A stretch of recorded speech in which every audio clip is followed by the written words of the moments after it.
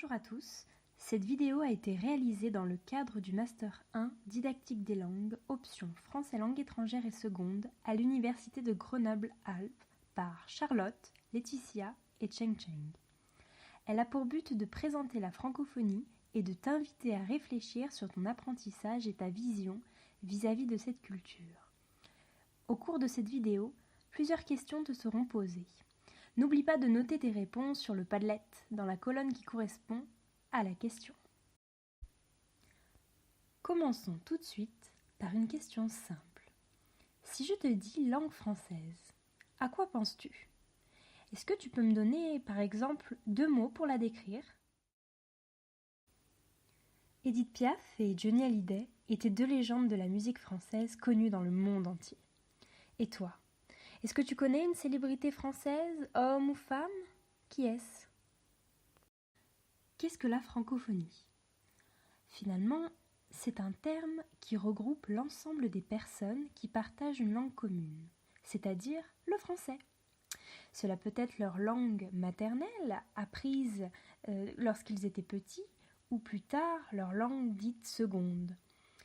Mais il faut savoir que la francophonie signifie aussi le monde francophone, c'est-à-dire l'ensemble des pays qui utilisent le français comme langue d'enseignement, d'administration, de socialisation. Aujourd'hui, il y a plus de 274 millions de personnes qui parlent français, et cela sur les 5 continents. Tu imagines, ça fait vraiment beaucoup de monde. Aujourd'hui, 28 pays en plus de la France parlent français. Et ça, c'est certainement grâce aux pays d'outre-mer qui composent la France et qui sont un peu partout sur le globe. Et toi, où as-tu entendu parler français pour la première fois? Raconte-nous tout. L'Organisation internationale de la francophonie a été créée en 1970. Figure-toi qu'elle a un rôle clé dans le maintien de la francophonie. Quel est son rôle, ses objectifs?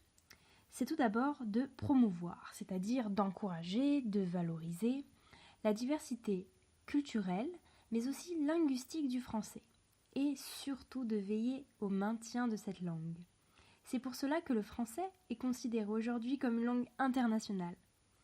Grâce aux alliances françaises, aux associations, aux écoles francophones et bien d'autres encore, le français est présent dans le monde entier et le nombre de personnes parlant français ne cesse d'augmenter. La francophonie soutient le développement des pays francophones. Et c'est aussi un symbole de paix.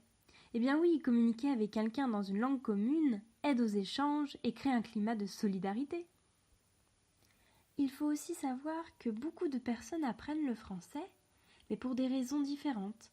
Le tourisme, le travail, l'usage de l'informatique, ou encore pour la même raison que toi. Et toi, pourquoi as-tu décidé d'apprendre le français? Sache que tous les ans, le 20 mars, c'est la journée internationale de la francophonie. Mais peut-être que tu en as déjà entendu parler dans ton pays d'origine. Et alors, qu'est-ce qui se passe lors de cette journée? Raconte-nous tout.